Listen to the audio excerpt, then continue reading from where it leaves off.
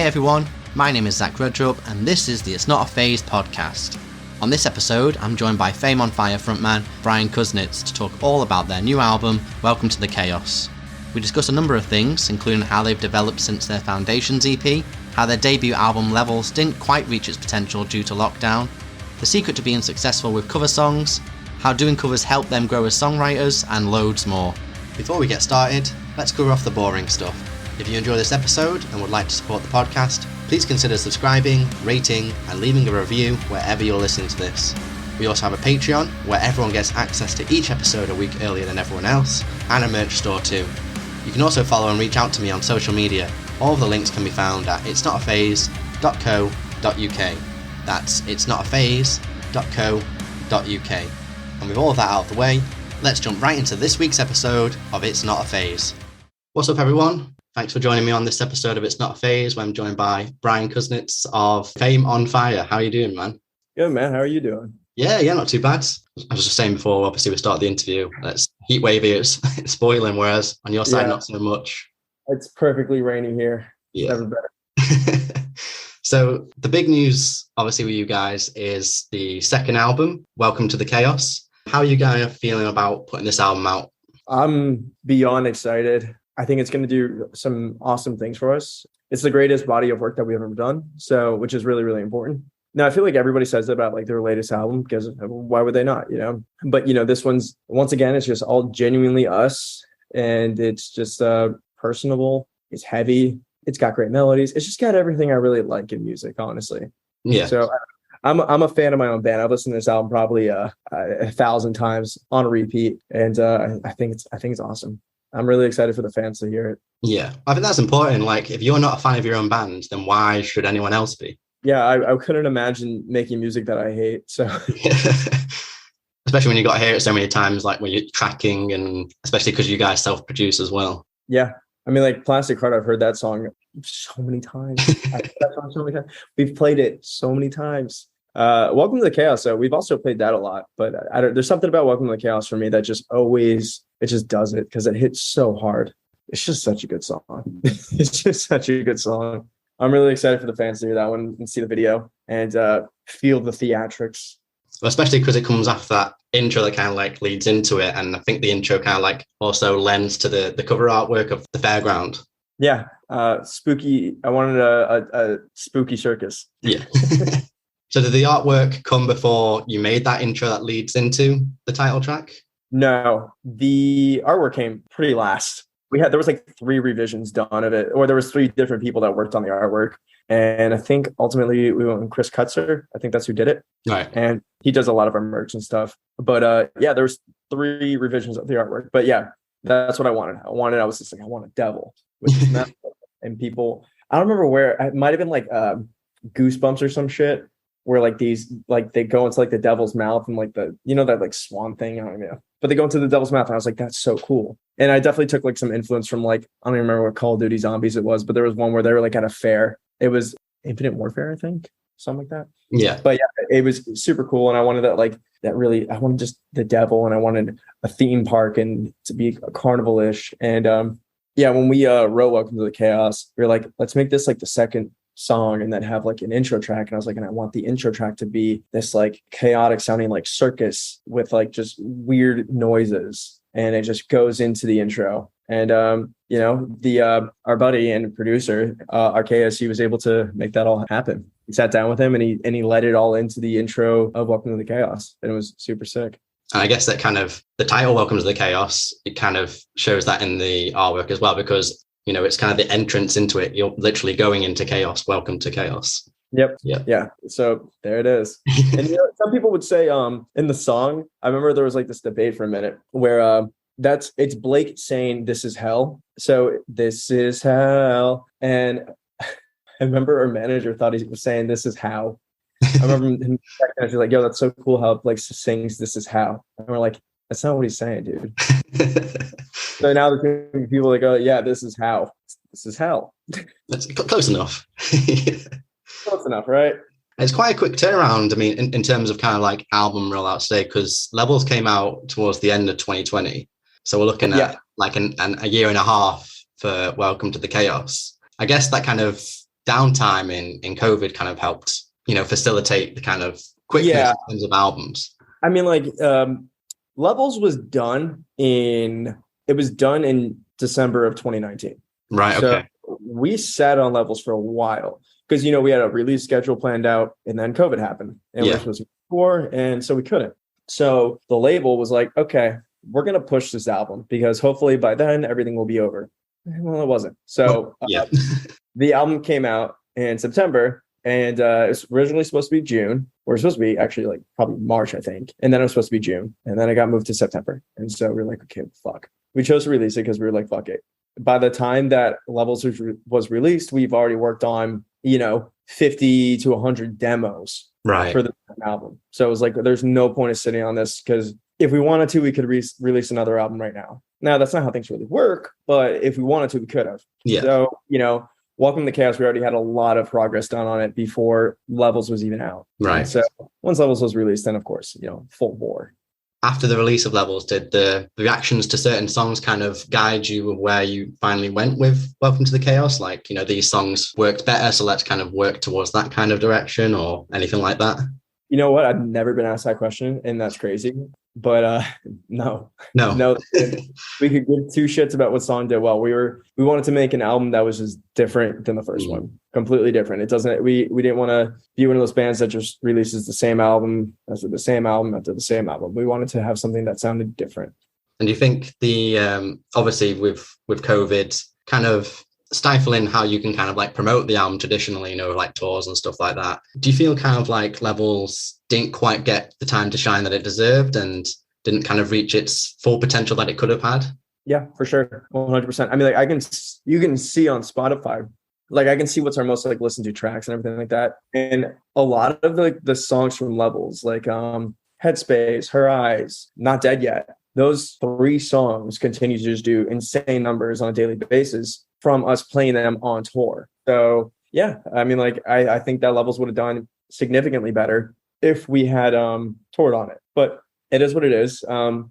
People get to hear those songs now, and we've done probably over like 100 shows with those songs now. Yeah. So I guess it's the best it's going to get for the moment. I'm sure if we get longer set times and stuff, of course, we'll throw more shit from Levels in. But those 3 songs we played a lot on tour, and those 3 songs a lot of people went home and listened to, obviously. Absolutely. I always think like, singles are great and stuff, but there's always something about like the deep cuts that kind of hits a little different as well. I totally agree with you on that one. Yeah. Like so Sad, for example, on Levels, like obviously you guys didn't release that as a single, but I think that's kind of one of the strongest tracks on there. I don't know, obviously, how you feel about it. Yeah, I think it's fantastic. Yeah. I mean, honestly, I love every song on the album. Yeah. But I'm a fan of that too, because the deep cuts is where you get to really find out who the artist is. That's when you really get to find out what they're about, because when it comes to singles and stuff, yeah, we definitely try to write really catchy music, and we try to write music that we're gonna like and people are gonna like. And sometimes we write songs that we like a little bit too much, and they're just very artistic and very artsy, and it's not a single track. Labels release singles and artists release singles because they know it's a song that is very marketable in like a widespread stage, right? Yeah. So for us, like songs like Steins, Robbery, and even like Rotting Away, it's like, okay, well, these are fantastic songs, but they're just more artsy than they are singles. Yeah, and the singles kind of act like bait, don't they? Yeah. You want to entice them to come and listen to the whole album, and these are the songs that are most likely to bring them in. Yeah, exactly. And I feel like there's like a lot of pop artists that do albums. I don't even know how pop artists do albums. I don't even know why they do albums, because a lot of times you listen to like a pop artist's album and it's complete shit. The single's great. They blew a bunch of money on the single, but the rest of the album sucks because obviously they probably ran out of money for better songwriters. But I don't know. When it comes to like us and it comes to Welcome to Chaos, it's like every song we wanted to have that like single potential, but we also wanted to stay true to ourselves, and we wanted to stay artsy, and we didn't want to be like sellouts in any sort of way. Plastic Heart wasn't even supposed to be like the first single. I think it was supposed to be Welcome to the Chaos, or it was up in the air for what it should have been. But we knew when writing Plastic Heart that was going to be a single, though. We just knew. Yeah, you can just tell with the hook. You really can't tell, especially when it all comes together. And the song was also like 5 minutes long with like a breakdown and screaming in it. Yeah. And then we weren't told, but we were advised, maybe we make the song shorter. And we said, okay, yeah, I guess that makes sense. What's kind of been trimmed from that 5-minute bit then? There was an intro, like a guitar riff intro. There was a breakdown, and there was like a screaming bridge. So it was cool, but yeah, I think it's better the way it is these days. Well, maybe one day we can hear the director's cut kind of version. Yeah, that'd be great. I don't even know if I have it, to be honest. There's like so many sessions of like these songs that were just torn apart. Right. There's so many different sessions, so many different demos. Maybe one day we'll be able to like release maybe a deluxe edition of Welcome to the Chaos, which has like these alt versions of these songs, because they're cool. They're very cool. And what I like as well, what you did on TikTok, where you were kind of showcasing them to your parents and you kind of like getting their reaction. Yeah. I thought that was pretty cool, kind of like road testing them with them. Oh my God. Thank you for reminding me. I actually have another one of them for Welcome to the Chaos. I got one of their reaction to that. My mom just doesn't understand why I make such angry music. Just doesn't get it. Who made you mad? Yeah, a lot of people, Mom. The fucking world. Have you looked outside? Yeah, fucking the world's on fire all the time nowadays. So yeah, fucking gas prices and these fucking all these politics and shit. Like, shut the fuck up. Yeah, and there's obviously the war, Ukraine and Russia and stuff. Yeah, and Putin exists. Come on, how are you not angry? Exactly, and just general everyday life, you know. Yeah, just everyday life. Just everything pisses me off. I got a roof leak. I'm pissed. So you guys self-produced and tracked and mixed levels. Is that kind of the same thing you did for Welcome to the Chaos, or did you kind of have some other hands involved? Okay, so I'll break it down. And I want to set the record straight for this one. We didn't mix levels. Chris Crummett mixed levels. He mixed and mastered levels. I think he mastered it. Yeah, he did master it. So that's Chris Crummett. We just sent him over the things. It's pretty much the same thing, though, for Welcome to the Chaos. We recorded the entire thing, and then we had a producer. We had two producers. I mean, like, so Arceus is a producer, but he's also like in-house with us. He's one of our friends. We've worked on literally everything with him. He was a member of the band for a brief period of time back in the day. And he decided that he didn't want to be a member of a band. He wanted to be a producer. Right. Rightfully, he's great at it. So we worked with him on the album. Then Brian Howes, who's worked with Daughtry, Nickelback, Skillet, he worked with us on 3 songs, which was Ketamine, Plastic Heart, and Lost in Doubt. So he worked with us on 3 songs. And by worked with us, I mean, we wrote the songs. He was one of the people that was like, okay, let's trim the fat. Like, Plastic Heart, great song. We need to get rid of all the bullshit in between. So he made us cut out parts. And it was essentially the same thing for Ketamine and Lost in Doubt. Right. He was like, hey, this is how we make the song just flow better. And so, yeah, we went with it. We listened to him. And then we sent over everything to Sam Gruana. I don't say his last name right, but that's his name. Right. I don't know. I really don't know how to say his last name properly. We sent over everything to Sam Gruana and Zach Servini to get it mixed. And so Zach Servini did 3 songs, and then Sam Gruana did the rest of the album. And I think Sam knocked out of the park with the album. The dude's one of the best upcoming mixing engineers, in my opinion. So he did the entire album, and then it was all mastered at Sterling Sound Studios, which is Ted Jensen. So Ted Jensen mastered everything. Right. So yeah, we did do mostly everything in-house, but when it comes to mixing and mastering, I do a lot of the mixing and mastering for Fame on Fire. And I can't take on the responsibility of doing it for us. I don't know how. It's just such a mental thing, but it's like I will literally shoot myself in the fucking head obsessing over every little thing. Because I mixed our EP before, and it came out good, but it's like I still sat there for months just listening over and over and over. And that's what I was going to ask, like, because obviously I believe you like mix and produce for other artists as well, like in and outside the rock world. Their shit comes out great. Poor Stacy. Yeah, I do all his shit. Not his latest release, because that mix was garbage, but I did all his other shit. So yeah, it's like when it comes to other people, it's easy. I got it down. I don't overthink it. I know exactly what needs to be done. When it comes to my own project, I'm a fucking mess. I guess you overthink it, don't you? Because you want it to be the best. But then it's kind of the concept of when do you know when a song is finished? Yeah. I was slated to mix the second album, and I spent 3 weeks just going through different drum samples, different drum programs. I downloaded every single drum program, drum sampler, everything. I have them all. I went through every single one of them just to find like the right samples to use, the right everything. I wanted to sound perfect. And like I just sat there obsessing. And I finally like settled on one. And then I was like, and then I listened for a week and I was like, no, this isn't good. And then I move on to a different one. And then rinse and repeat. Yeah. And so and once I did that, I was like, okay, I cannot mix this album because I'm going to sit here and just obsess over shit. I learned a bunch. I learned a ton and I will apply it to everybody else. But for Fame on Fire, it's like, it just didn't. I was like, I cannot do this. I'm just going to obsess over it and it's never going to get done. And so I told the label, I was like, hey, let's get somebody else to mix this. And they're like, okay, cool. So you basically kind of like make the foundation. So it's kind of like quick and easy to go for when you send it over to mixing and mastering and producing. I did everything down to outboard compression on the vocals and like the proper processing on the vocals. Yeah. It's basically like, here you go. Like there's some mixers, I'm not going to say names, that basically just take a song, take the stems that you give them and pretty much it just feels like they throw like a mix bus on it and call it a day. And then there's other people that like really dive into it. When Sam was mixing it, he sent me over a link. What is it called? It's called Listen Now or something like that, or Audio Movers. That's what it's called. He sent me over an Audio Movers link, which basically just streams high quality audio through a web browser.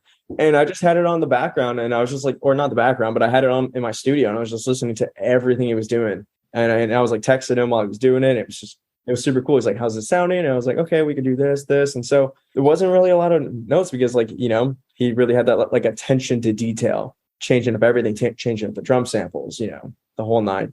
I asked him, I was like, do you want my vocals sent over with compression on them? He's like, no, you can just send them the way they are. I was like, cool. So yeah. And I guess kind of you guys kind of like doing the groundwork before you send it over. Not only makes it a bit quicker for it to kind of turn around and be finished, but it's also a bit cheaper as well because you don't have to pay for them to do the whole thing. Yeah, it is. I mean, like, here's the thing. A lot of artists these days, I feel like, do the groundwork. I remember talking to 0936, and I was like, yo, what do you do? How do you record all this whole night? It's like, dude, I just do it on, like, I have a whatever shit mic I'm using and an interface, and then I just send it over and they mix it. Mixing engineers these days are really good at making shit sound good. Like, really bad recordings sound really good. So I'm not too worried. I had to do a dub, like a voiceover, or not a voiceover, but like an overlay. Right. And Welcome to the Chaos for like a clean part because, there's cursing in the song. So we need to do a radio edit. I did it on literally the shittiest mic. I hate the mic I did it on, but I did it on it and it sent it over and it sounded fucking great. Yeah. Well, that reminds me, I think I saw a video once where I think he was on tour. Skrillex was like mixing a song, but he was doing it on broken speakers.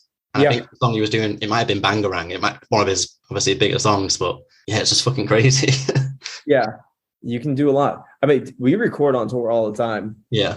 I have a SM7B and we're in a bandwagon and it's fucking rattling and it's loud as shit. Doesn't matter. It really doesn't matter. We've dropped a couple of like, covers on TikTok and stuff, and we record them with an SM7B and they sound fantastic. I think it's what's that phrase? It's like a poor handyman blames his tools. Yep, exactly. Yeah, same thing. It's the same shit. Yeah.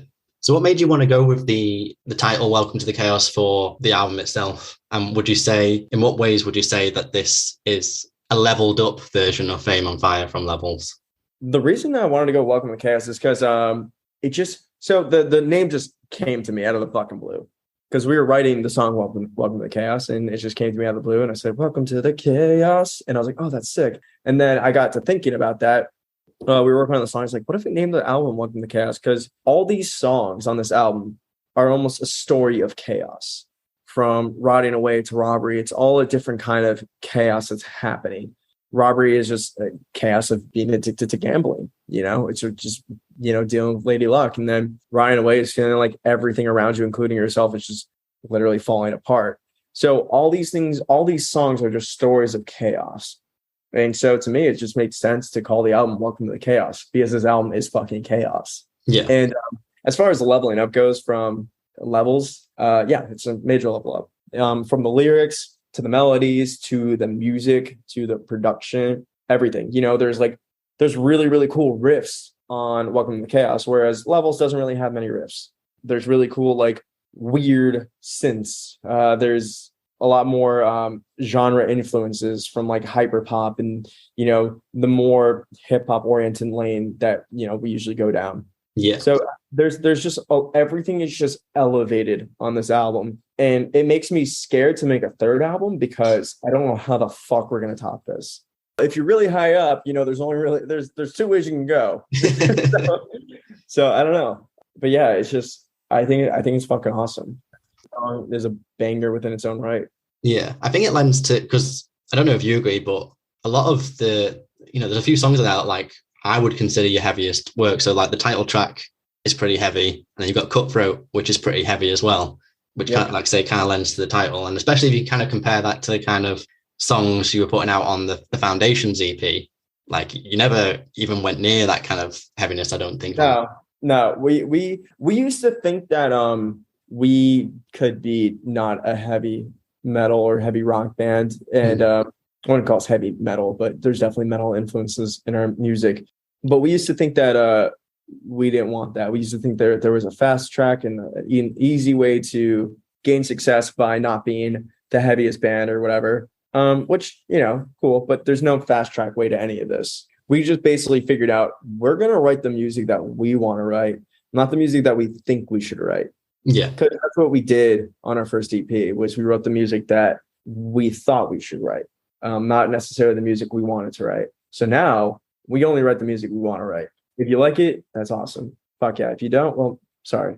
Well, I think it's important that you do that because you want to actually enjoy what you're creating. Because I think that, and then that kind of joy and passion of what you've created, I think subconsciously seeps through the songs anyway. I totally agree. I think the audience is way smarter than you, and I think they know better, and they're going to know when you're releasing bullshit, and they're going to know when you're releasing some hits. Not hits, but like, you know, fire music. They're going to know that when it means a lot. They're going to know when there's proper emotion behind the song. Yeah. They know. They can feel that. It's a subconscious thing, but they know. And that's when the audience really starts fucking with you. Yeah. It's when you stay true to yourself and you are emotionally vulnerable in your music. But as you touched on a minute ago, it's not just kind of, you're not going just heavy. Like, I think it's in the song Rotting Away, you've got kind of like, sounds to me kind of like an 80s synth kind of sound going on in the verse. It's very hyper pop. That's very hyper pop. You know, it's funny. We threw as much auto-tune as we possibly could on my vocals in the second verse because we wanted it for effect. It just doesn't sound overly auto-tuned, which pisses me off because I wanted it to sound like very auto-tuned. But I don't know. There's something with like the way my gritty voice is that it doesn't over auto-tune. But yeah, we wanted that like hyper pop, overly auto-tuned, weird synths, upbeat drums, and then, you know, in the middle of it have a banging fucking chorus. And then we wanted to have a really heavy breakdown part that just rips, and it does rip. We're actually playing that song live. We're playing Riding Away when we go on tour. I'm so excited to play that song. We're opening up with it, actually. What a way to open. Yeah. I mean, ironically, you say like you're pissed off that you couldn't get too much auto-tune. I think if you put loads of auto-tune on there, you piss off the elitist metalheads. So. Oh yeah, fuck them. Yeah. The gatekeepers of metal, don't tarnish our metal. Those are the same people that are pissed off that Metallica was in Stranger Things. Yeah, it's crazy because ironically, them trying to like upkeep metal, they're killing it. Yeah, no, the gatekeepers ruin genres. That's just the fact. Like, gatekeepers are what makes a genre bad, and the metal gatekeepers are pretty up there. Especially like the people that love, like, I would call it nerd metal. They all they want to do is just protect metal, but what they're doing is just alienating themselves and any potential fans of this band. Because if I was a fan of a metal band and like, or if I was like just getting into metal and I was like listening to this band and someone told me, no, you can't listen to them because you like pop punk and you come from a pop punk background or whatever the fuck, I'd be like, okay, well, fuck you. Or no, you can't like them because you found them on Stranger Things. Some of these people never consider where they found their favorite artists. Like, I found a lot of my favorite artists from playing Guitar Hero. Like, you're not going to tell me that's some mainstream bullshit? No. Like Tony Hawk's, the soundtrack to Tony Hawk's. That's exactly the same thing. Need for Speed. Like, you know, I remember that's the first time I ever heard Bulls My Valentine was Need for Speed. What was it? Most Wanted? Yeah, it was Most Wanted. And like, that was the first time I heard Bulls My Valentine. First time I heard Rise Against was Need for Speed as well. Yeah. So I'm just like, these people can all fuck off. Yeah. Like, I mean, it just like more fans help the genre. So why are you help the genre? They help your favorite artists become more successful and more accessible. And so they can play more shows. You can see them more often. Like, don't try to keep your favorite artist in a box. It's really helping out nobody. You know, the whole it's not even a joke. Like, you know, they say that name 3 songs to the shirt you're wearing. Why is it never recommend 3 songs? Yeah, honestly, recommend 3 songs. Like if someone's just got a Metallica shirt on, I mean, if you say name 3 songs, that is kind of funny. If they don't know, but yeah, I mean, you can fuck with them, but help them out then. Yeah. You know, like, oh, I don't know 3 songs. I just have the shirt was cool. Okay, well, you should check out, you know, Master of Puppets, Enter Sandman, you know, whatever. Go check out these songs. That's elitist for you, mate. So, it is. Returning to Welcome to the Chaos, you've got 2 features on there. You've got Spencer from Ice Nine Kills on there. You've got Kody Lavigne, which I think is a good spectrum of the Fame on Fire sounds. Like, you 2 halves for the features you got there. How did you get them on board for the record? So Kody Lavigne was pretty straightforward, pretty easy. He was our guitar player Blake has reached out to him multiple times and they've talked and stuff like that. And we basically had Emo Shit's one of the oldest songs on the album. And so when it came time for us to, you know, sit down and look over everything on the album, we were like, okay, Emo Shit's good, but it's like, can we do better? And Blake threw it out. It's like, hey, maybe we could get Kody Lavigne to sing on this. You guys down to hear what he can do? And we said, yeah, sure. So we bounced him out one without a second verse, and he sent back over a fire second verse, and that was just easy. It was like, yeah, let's use this. This slaps. So Kody, super easy. He absolutely crushed it on that. And I literally did nothing for it. That was all Blake. Blake was like, let's get Kody on this. I was like, cool, let's fucking go. And then he hit it. Fantastic. Spencer, we were on tour with them. We were performing Welcome to the Chaos on that tour. I think we were. Yeah, we were. So we were performing Welcome to the Chaos before it's even out because fuck it, we wanted to. And I remember going up to Spencer and be like, hey, like, you know, just introducing myself, talking to him about, hey, thanks for having us out on the tour, this whole and that. And as the tour progressed, I asked him, I was like, hey, would you be down to feature on one of our songs?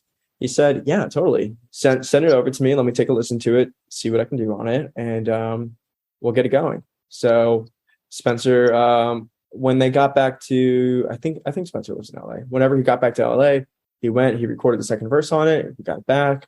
We were like, this is fantastic. And then we went out again on tour with them. And yeah, it was just really dope. And so, yeah, we got Spencer on it, and the second verse is fucking sick. The whole song is sick, but yeah, it goes hard. Having Spencer on, it's very, very cool. And so, yeah, it was just one of those things where it's like, he enjoyed us being on tour with them because, you know, we're a pretty responsible band. We don't fuck around. And he was, you know, willing to be on the song, and he liked it enough to hit it. And that's what he did. His feature kills. Yeah, it was great. Yeah. Of course, another thing you guys are well known for, and what kind of pushed you to the forefront at the beginning is your covers. And I think this year alone, you've done a cover of Usher. You had your Justin Bieber cover come out, Paramore, Nickelback, Gale, and The Kid Laroi. That's 6 covers. As a band with no doubt different tastes or between you, how do you kind of decide on what songs to cover? You know, it's getting really, really hard these days because there's a lot of shit music out there. Like, I'm not covering the fucking, I'm sorry to the Henry Styles fans. My girlfriend loves Harry Styles, but as it was, it's just not a good song. At least for us, I would still never listen to it because I think it's absolute shit. But you know, the song's got to make sense for us to cover. It's got to be a good song because it's got to be a song that I can sing. It's got to be a song that we can riff on. And yeah, that's why we've done some like throwback songs, because there hasn't really been a lot of music lately. We definitely want to hit covers on TikTok and drop them on Spotify because it just increases the fan base, increases the audience. And also these days, people don't really give a shit if you do a cover or not. It's not like it was back, you know, even 5 years ago where everyone's like, oh, aren't you a cover band or whatever? Nobody gives a fuck. Nobody cares if you release a cover on TikTok and then put it on Spotify for people to enjoy, because that's what people want. Yeah. You know, when every single time we would do a cover for TikTok, people would be like, can I get this on Spotify? Can I get this on Spotify? Can I get this on Spotify? Covers these days are so easy for us to do. It's literally a 4-hour long process of just, you know, tracking guitars, tracking vocals, mixing it down. That's it. And so, you know, sure, we'll do the entire song because we're already doing a minute of the song. We'll do the entire song and just throw it up on Spotify and, have it up on TikTok. And that's what people want. Yeah. And so, and for finding the songs, it just needs to be a song that is really good. I think that one of the best covers we've done has been Yeah. That cover was not 4 hours long. That cover was a very long cover to do. But track that out on the road, and it's just so fucking cool. It's such a cool cover. I was so stoked to do that cover. Yeah, that's because, like you say, it's a throwback. That's not a new song. that's we like have it mid 2000s. Yeah. I think it's 2001, maybe early 2000s. Yeah, or maybe 2003, I don't know, somewhere around there. But we want to do songs that are gonna like fit well with how we want to sound, I guess, and that are gonna sound good. I mean, like, if a new song comes out that's like popping, then yeah, we'll do it. Why not? So do you kind of record a bunch and then you've got them like kind of stockpiled and you just put them out here and there, or? Yeah. We have a bunch recorded, and we needed to drop a few of them before the album came out because we don't want to be putting covers out while the album's out because we want to focus on promotion of the album itself. So we want to, just get some TikToks up, get everything up, and then focus on the album promotion. Yeah, 100%. Have there been any songs you've tried to cover and it's just really not worked? Yes, there's been a few. We tried covering, it all starts way back in the day when we tried doing a cover of Pompeii by Bastille, and we just couldn't get it down. It wasn't we couldn't, it was I couldn't. I don't know why, I just could not get it down. Gave up on that one. But I was also very young and inexperienced by that time. So it'd probably be cake eat now, but back then it was like, no. There was another one that we did a cover of the song Can't Remember to Forget You. It wasn't a very popular song. That didn't work out. We did a cover of Panda by Designer. Oh, yeah. And it just sounds so bad. It's just so, like, the riffs were so fucking cool. I just could not get my parts down on it. We've done a few over the years. A couple of covers that almost didn't make it was Gucci Gang. Gucci Gang was one of those covers where I was like fighting to not do it, but we ended up. How come? Was it just you don't like the song? Or? I didn't rap, and so it was like it just wasn't clicking for me.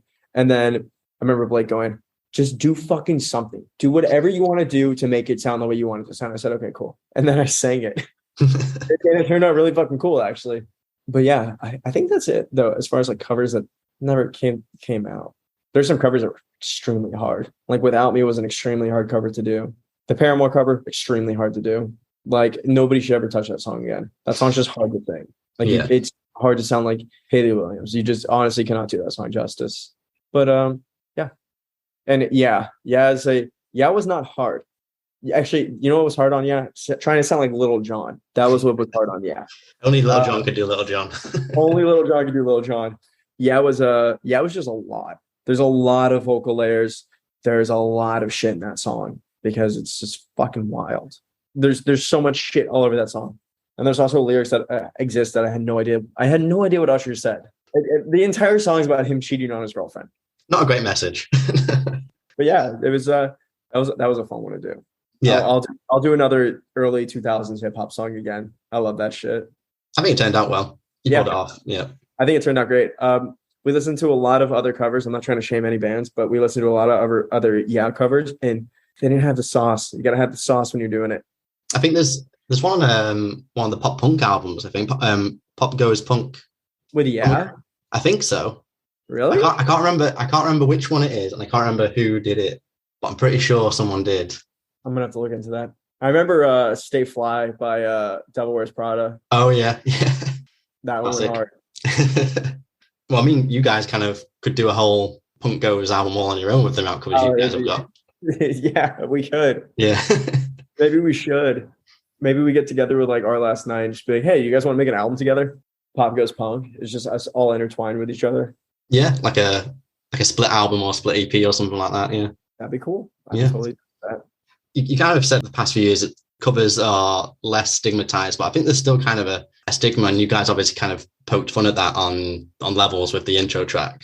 Oh yeah. I mean, like the entire that's all people knew us as. For Levels, that's all people would like consider us as, even though we were dropping singles after single after single, and we dropped an EP. It didn't matter.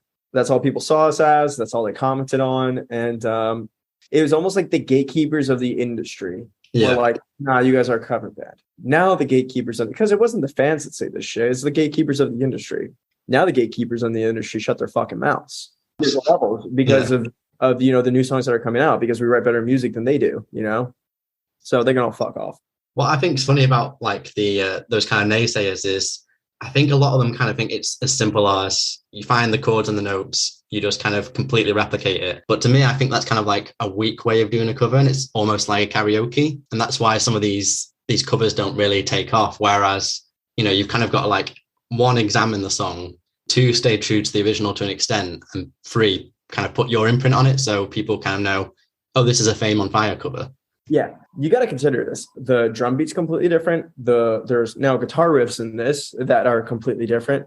Some songs more than others. Like if we do a rock song, it's kind of hard to kind of break it up. Yeah, your variant. But like that's why we don't really do rock songs. That's why we stick to more like pop and hip hop songs, because we can put a new rhythm inside of the rhythm that already exists. So we break down the song completely. It's less of a cover, because a cover is just true to the original, 1-to-1. It's more of an original. It's not original. I mean, it's more of a remix. It's a remix. It's a reimagination. I'm saying that's totally wrong. Reimagining? Are we working? It's a reimagining of the original itself. But what I also don't understand is, let's say you guys didn't write original songs, but you only did covers. Let's say that happened, or any band did that, but the covers were sick. Who cares if you're just a covers band? What's the problem? Yeah. Are they sick? Are the guitar parts cool? Are the drums cool? Is the singer sound good? Yeah, then fuck it. Who gives a shit? Like and that's what a lot of like people are realizing these days. I mean, like Jairus Johnson, I haven't seen anything from him in a minute, but you know, he was on TikTok just doing covers of, you know, shit and putting hip hop beats over it, cover of rock songs and putting hip hop beats over it. And that's when it really clicked for me that no one gives a shit anymore and the stigma's dead, because like the industry was like, oh, he's cool. Why is he cool? Why wasn't Fame on Fire? Why wasn't Our Last Night cool? What's the criteria? Yeah. Is it because it's on TikTok now and you realize that these kids that are on TikTok don't give a fuck anymore? Like these kids on TikTok don't give a shit if you make a cover or you make an original. It's all the same to them. So, you know, thank God for TikTok. TikTok completely killed the stigma of it. You know, there's this other artist that just does a lot of like another cover, like vocal covers and shit.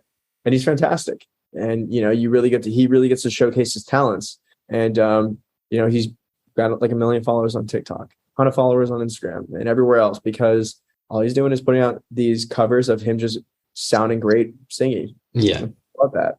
And if the content's good, then that's the main thing, right? Exactly. The content's good. He changes it up enough, and that's all that matters. So, I mean, to that end, because obviously there's so many bands that do covers and some of them just don't really go anywhere. They're just not very good. What would you say is kind of like the secret to executing and marketing a cover properly? TikTok. Honestly, I don't know. We definitely have gone like lucky, and some have been hits, some have been misses, you know, but just put the fucking video everywhere. Put it on Facebook, put it on Instagram, put it on TikTok, put it on YouTube Shorts. It does not matter. You need to just get it out there, put it everywhere. It will pick up somewhere. The same thing goes for original music. You know, a lot of artists ask me like, hey, what can I do to promote my original music? And, you know, I would say just consistently put out original content. Like if that's what you want to do, consistently put out original content. If you want a little bump, put out a cover. Do a cover. Do a little 30-second cover on TikTok of you hitting a song, you know, just to get a bump, because the cover is going to help. Now it also could do nothing, but you know, chances are, how about you just do cover original? There's a buddy of mine who's a great singer. He sounds like The Weeknd. Do a cover of The Weeknd. Go ahead and do it. And then there's worse artists to cover. Like The Weeknd's amazing. Yeah. So do a cover of The Weeknd, put it on TikTok, and then put out, you know, an original. And if that doesn't work, do another cover of something else that you would sound good on. Sing Michael Jackson. I don't give a fuck. Just do something. So it's all about just creating content. You really can't do, and I've seen so many bands over the years do this, where they try and copy the Our Last Night, the Fame on Fire formula. Even Dayseeker. I'm pretty sure Dayseeker started out doing covers. The I Prevail got fucking lucky. I'll tell you that much. That is some lucky shit that they got. They're a great band, but they got fucking lucky and they know it. You can't just put out one cover and hope for the best. You got to put out multiple covers. If you're gonna do that, even if it comes to originals, you got to put out multiple originals. You have to just grind the content, and you got to get it done quick. So that's pretty much it. And TikTok is your best friend. That's what you have to do these days. If you're not willing to do that, you're not going anywhere. You're going to stay exactly where you are. You're not going to be making the music that you want to make. You're not going to be able to create an audience. And it's just, it's pointless to not really invest your time into that if that's what you want. And it does take a lot of time, and it's fucking annoying, but you got to do it. That's the industry today. Like, you just got to keep putting out content. You've got to be like, as well as being in the band, you've got to be like a social media manager. You've got to. Yep. And you know what? The industry has never been more readily available to new acts than it has today. People can bitch about TikTok all they want. I just think they're being spoiled brats, because the world of TikTok and the world of these shorts and reels has opened up new artists and new talent to come through and shine through. So it's very, very important. And it's a very easy way to get followers and fans, because that's what it is these days. I mean, I wish this shit existed 10 years ago for me. Would have made life easier for you. Yeah, it would have been great. I would have obsessed over it. I mean, I still do, but I'm lucky enough to have a team of people with me. I'm lucky enough to have a band with me that's willing to put their time into this. So I think that even if you're a solo artist, just fucking grind out content. If you're in a band, grind out content. Doesn't matter if it's original or a cover, just grind out your content. Would you say your experience of doing all these covers kind of helped you improve as like a songwriter? Because obviously you're kind of like examining how a song is structured and applying that to your own material. 100%, without a doubt. We wouldn't have been able to write the songs that we write today if it wasn't for us doing covers. I think we skipped a lot of years of, trials and sounding and making shit music by doing these covers. I mean, even back to the Transitions EP, we understood what it took to write a pretty good song. And, we refined the pencil over the years, but yeah, these covers allowed us to understand what it takes to make a great song. And so that's why we are the writers that we are today. What else is planned for Fame on Fire for the rest of 2022? Welcome to the Chaos drops July 22nd with the Welcome to the Chaos video and the rest of the album, of course. Then we go on tour with One OK Rock in September. That's going to be very, very fucking sick. I'm really, really excited for that tour. And then after that, I don't know. I don't got anything planned yet. But we do plan on shooting another video for a song on the album. And yeah, see where it goes from there. Any plans to come to the UK? You've not been to the UK yet, have you, right? We haven't. No plans yet. I'm hoping when we get something. I think we're working on it. But we'll see what happens. We met some European booking agents. So hopefully we can get it to happen. Well, I hope so. Like, if you come to the UK and you come to Manchester, I'll get you a pint. I'll get you a beer. Let's go. You owe me that. Yeah. So before I let go, any final words? Anything you want to say or plug? Check out Fame on Fire everywhere. YouTube, TikTok, Instagram. We're kind of on Facebook, I guess. If that's where you walk, then that's where you walk. You can find us. You can find us literally everywhere. And jam the new album. Welcome to Chaos. And that's it. Thank you so much for listening. If you enjoyed the episode, please consider supporting the podcast in any way that you can. We have a Patreon where you can get access to each episode a week early, along with some other perks, a merch store, or you can leave a review wherever you're listening to this. You can also follow me on social media or subscribe to the newsletter, where I'll send out each episode to you via email, along with regular playlists. All of this can be found at itsnotaphase.co.uk. That's itsnotaphase.co.uk. Thanks again for listening, and remember, it's not a phase, it's a lifestyle.